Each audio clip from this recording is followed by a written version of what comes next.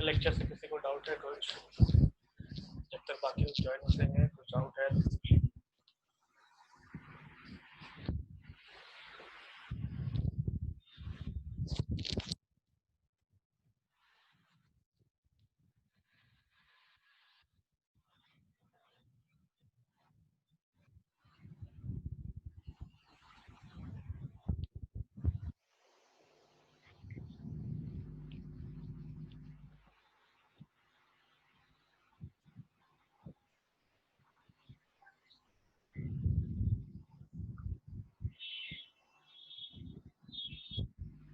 सूरज कल का लेक्चर से बोल रहे हैं, जो नहीं पढ़ा है उसकी बात नहीं कर रहे।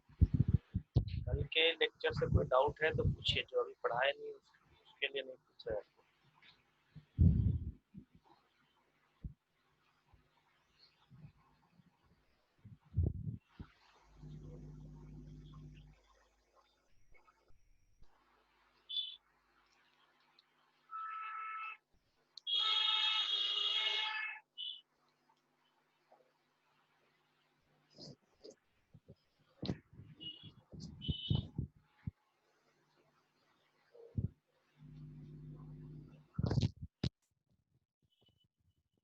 अभी आ रहा है आवाज? आवाज आ रहा है?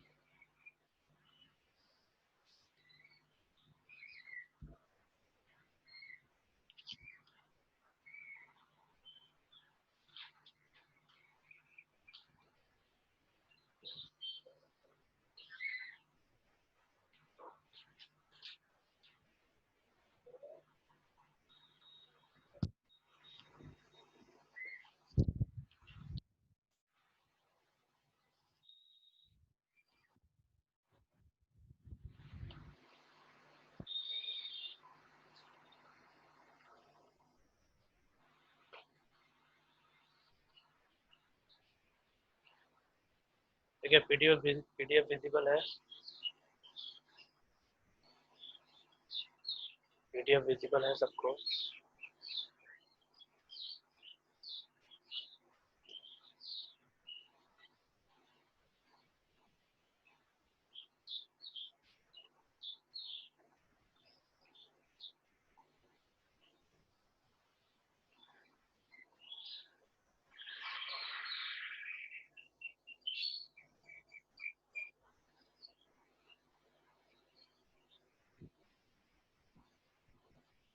देखिए, कल आपको लॉज ऑफ सॉल्यूशन बताए थे वेंट फैक्टर का, ठीक है, या लॉज ऑफ ऑस्मोसिस कह लीजिए।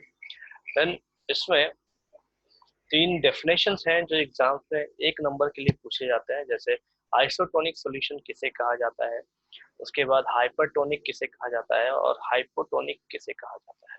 तो आइसोटोनिक सॉल्यूशंस वैसे सॉल्यूशंस हैं जिसमें phi1 is equal to phi2 होता है, मतलब 2 और more solutions having equal osmotic pressure under given conditions are called isotonic solution.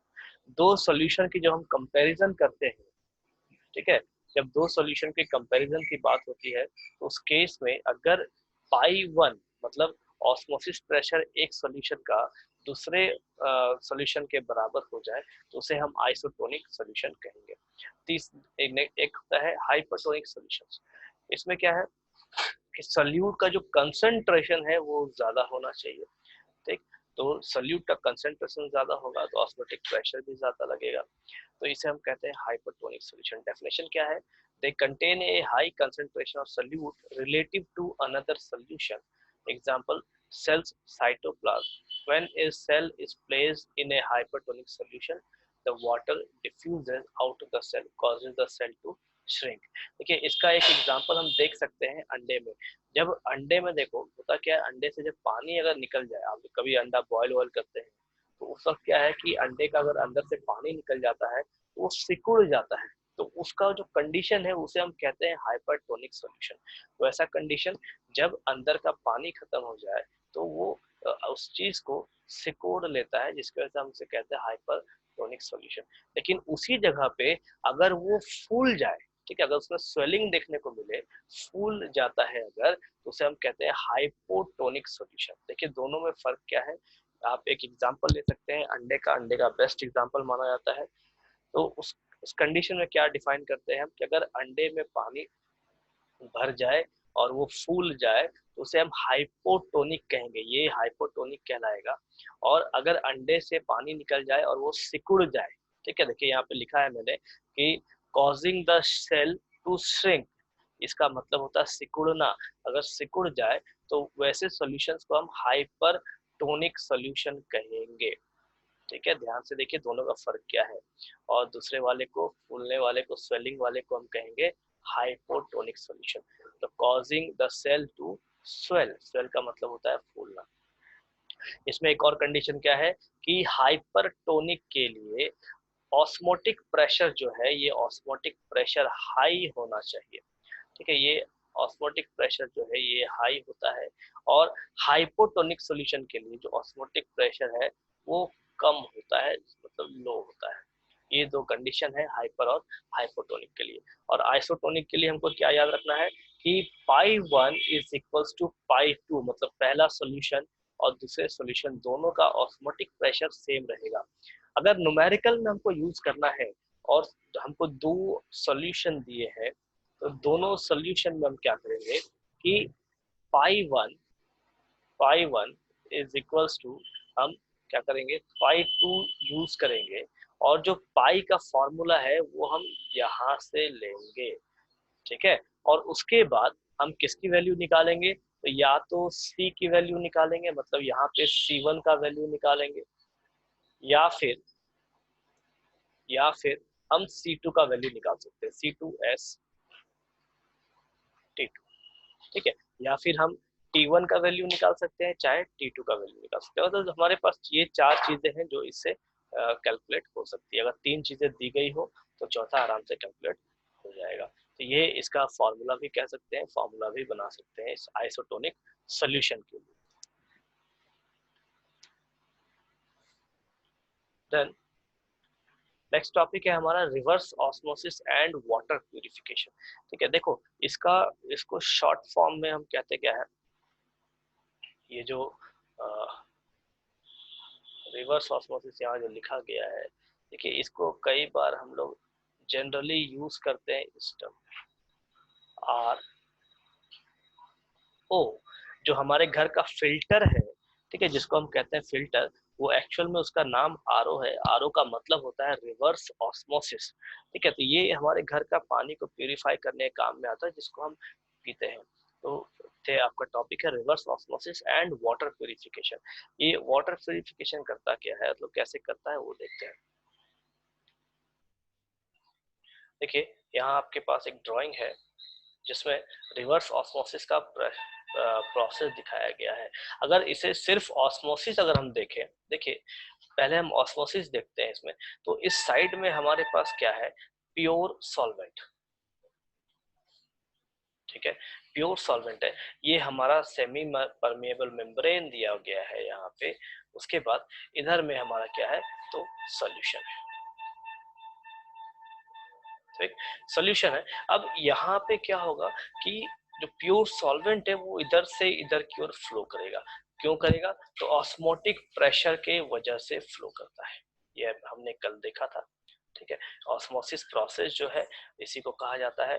तो ये जो प्रोसेस है हमारा ऑस्मोसिस प्रोसेस कहलाएगा। क्यों, जब कब कहलाएगा, जब हमारा प्योर सॉल्वेंट जो है सेमी परमेबल मेम्ब्रेन से होकर के सॉल्यूशन में मिक्स हो रहा हो तब।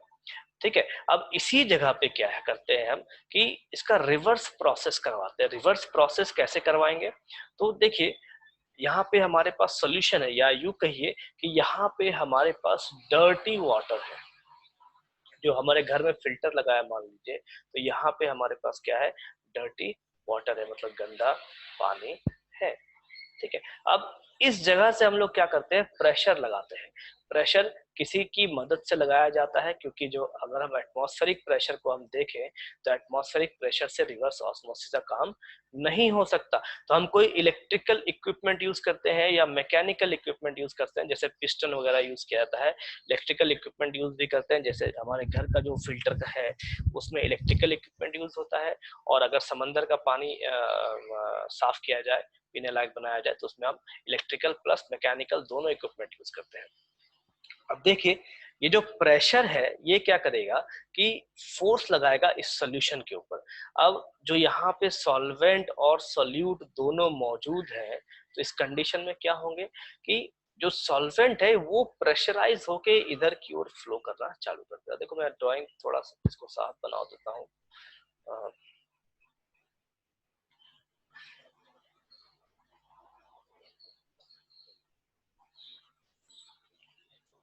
तो जब प्रेशर हम लगाएंगे तो होगा क्या यहाँ पे कि जो सेमी परमेबल मेम्ब्रेन है, इधर से सॉल्यूशन की तरफ से जो सॉल्वेंट है वो फ्लो करके इस प्योर सॉल्वेंट में आना चालू हो जाता है। और जो हमारा सोल्यूट है वो जब सोल्यूट ही सिर्फ बच जाएगा इस जगह पे, तो उसको हम क्या करते हैं, ड्रेन करके बाहर निकाल लेते हैं। अब देखो आपके घर में जो फिल्टर है उसमें आपने एक अरेंजमेंट देखा होगा कि आपने स्विच ऑन किया, स्विच ऑन करते ही एक पाइप होता है और उस पाइप से एक पानी है जो वेस्ट होके बाहर गिरने लग जाता है। ठीक है, वाटर जो है वहां से निकल के बाहर गिरता है, बहुत स्लो प्रोसेस में गिरता है। ठीक है, तो वो जो स्लो प्रोसेस में वाटर गिर रहा होता है वो आपका डर्टी वाटर है, वेस्ट वाटर है, जिसको हम पीते नहीं। ठीक है, लेकिन उसको फेंकना भी नहीं चाहिए, वो आप दूसरे कामों में यूज कर सकते हैं, क्योंकि wastage of water is not a good thing. ठीक है, और उसके बाद जो आपका प्योरीफाइड वाटर है, ये जो प्योर वाटर हमको मिल रहा है वो उस फिल्टर के ऊपर वाले हिस्से में, मतलब जो उसका कंटेनर है वहां पे रखा जाता है। तो ये जो प्रोसेस है, इसी प्रोसेस को हम घर में भी देखते हैं। हमारा फिल्टर जो RO कहलाता है उसे हम रिवर्स ऑस्मोसिस कहते हैं टेक्निकली। ठीक है, और शॉर्ट में RO कहते हैं, क्योंकि अगर आप हर किसी को कहने जाए कि रिवर्स ऑस्मोसिस का फिल्टर दीजिए तो पकड़ के दुकान वाले पीट भी देंगे। तो बहुतों को पता होता है, बहुतों को नहीं भी पता होता है, तो हम जनरली उसे RO का नाम देते हैं शॉर्ट फॉर्म में। समझ में आया रिवर्स ऑस्मोसिस का प्रोसेस? डाउट है इसमें किसी को ड्राइंग समझने में?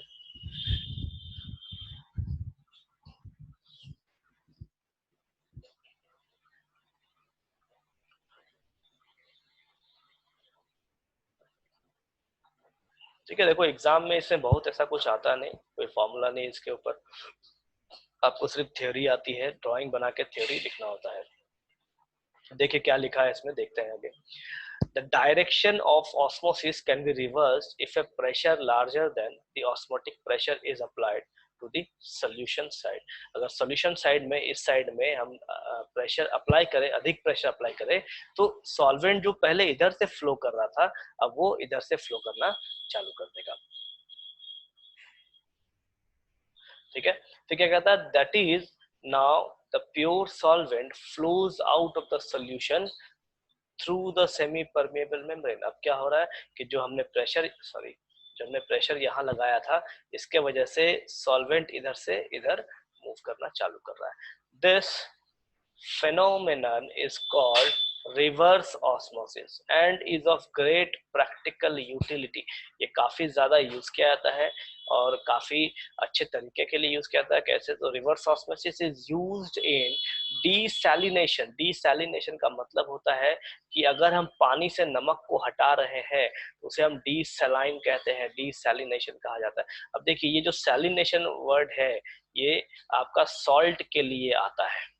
ठीक, सैलिनेशन का मतलब है कि पानी में नमक ज्यादा हो गया है इसीलिए सॉल्ट के लिए यूज किया था। उसी में अगर हम डी लगा दे, DE लगा दे, तो सॉल्ट रिमूवल के प्रोसेस को हम डीसैलिनेशन कहते हैं। ठीक है, तो reverse osmosis is used in desalination of sea water. समंदर के खारे पानी को पीने लायक बनाने के काम में आता है। Systematic setup for the process is shown in the figure. Then when pressure more than osmotic pressure is applied, pure water is squeezed out of the sea water through the membrane.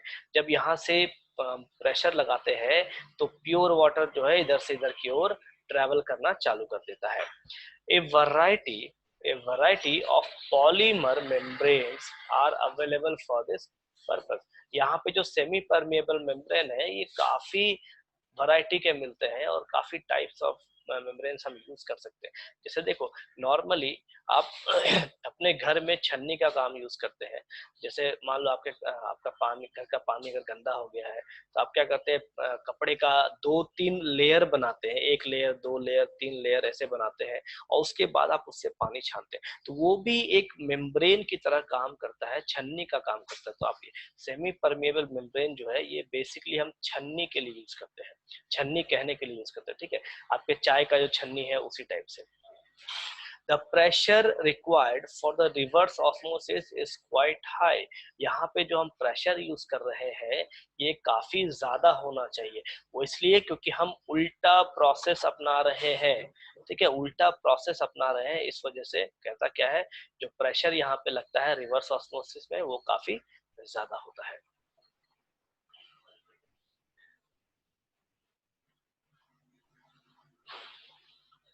चलिए next कुछ questions है, इसको बनाने का प्रयास कीजिए. ठीक है, ये आपका खत्म हो गया चैप्टर. तो कुछ क्वेश्चन है अभी प्रैक्टिस कीजिए और असाइनमेंट आपको मिल जाएगा आज.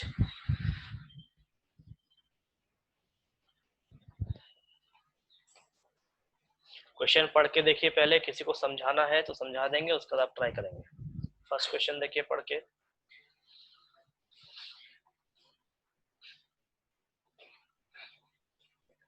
चलिए फर्स्ट क्वेश्चन पढ़िए और देखिए, समझाना है किसी को.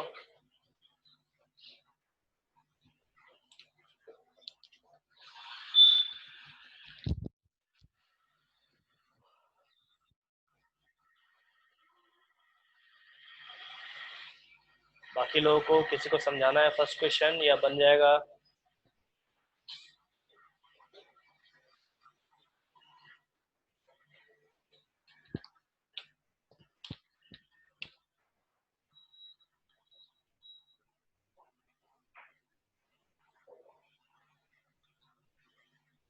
चलिए ठीक है, बनाइए फिर, फटाफट सॉल्व कीजिए फर्स्ट क्वेश्चन. तो फर्स्ट सेकंड थर्ड तीनों इजी है, फटाफट सॉल्व हो जाएगा.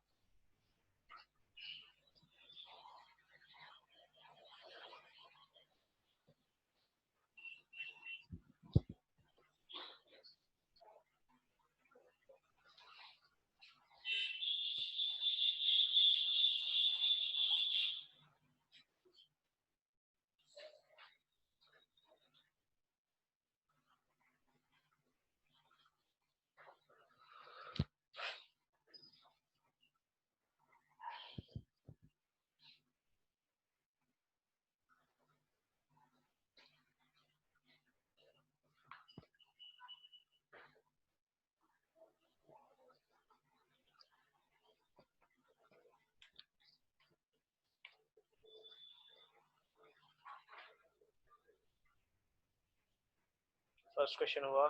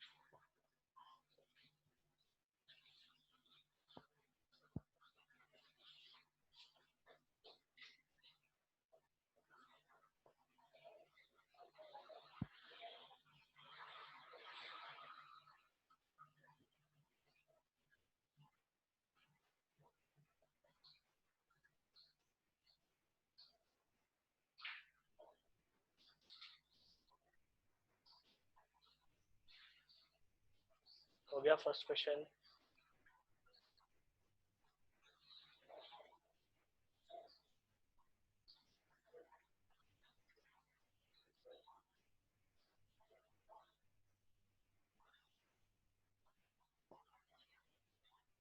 सबका बन गया।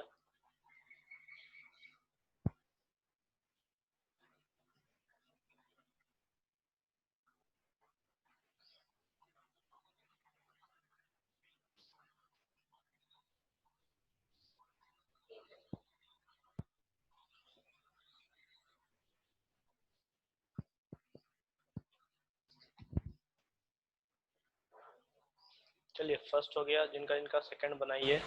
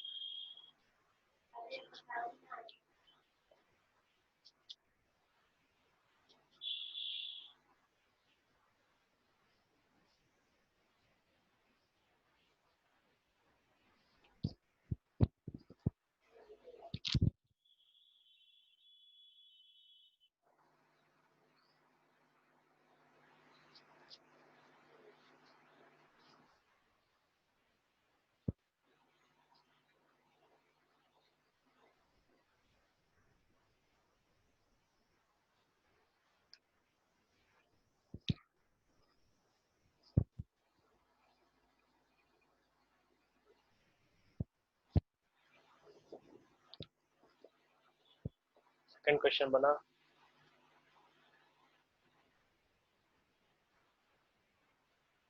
देखो यहाँ पे एसिटिक एसिड दिया है, ठीक है, CH3COOH 5.077, ठीक है।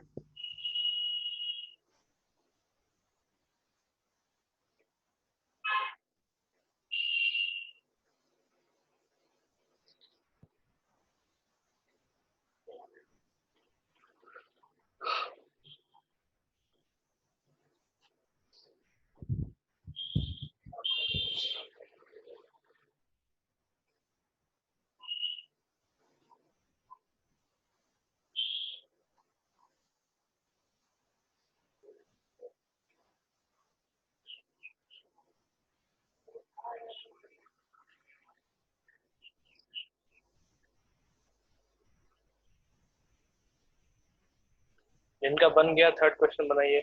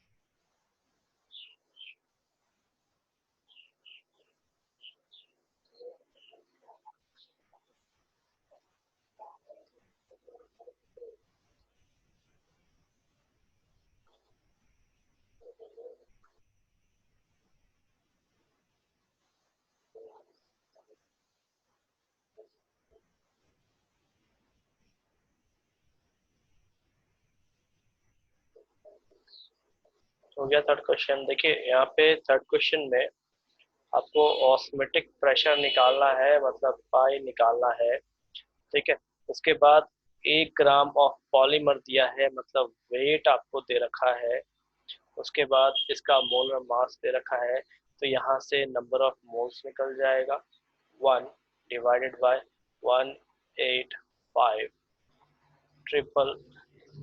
000। ठीक है। उसके बाद जो वॉल्यूम है V जो है यहाँ पे, इसको आप लीटर में कन्वर्ट करेंगे। देन जो टेम्परेचर है इसको आप केल्विन में कन्वर्ट करेंगे। ठीक। और उसके बाद आप पाई का वैल्यू निकालोगे।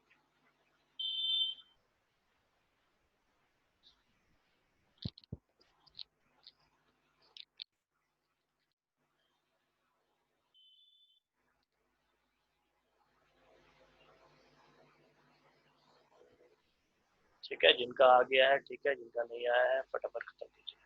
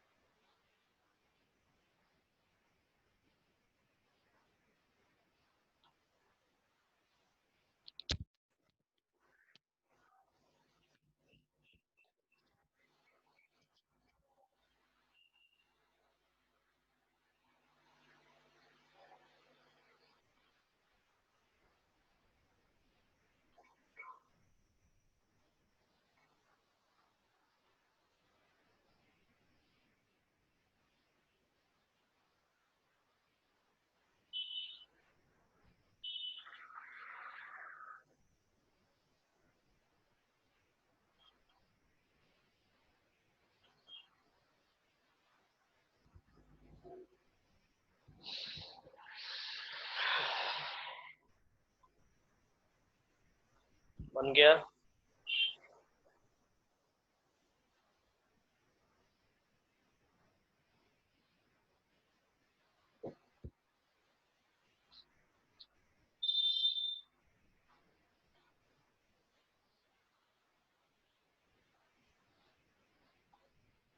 चलिए हो गया सबका।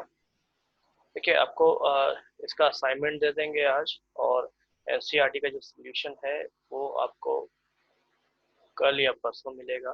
ठीक है, आप असाइनमेंट कंप्लीट कीजिए। जो सोल्यूशन है वो सोल्यूशन भी मैं कल तक देखता हूँ, दे दूंगा आपको।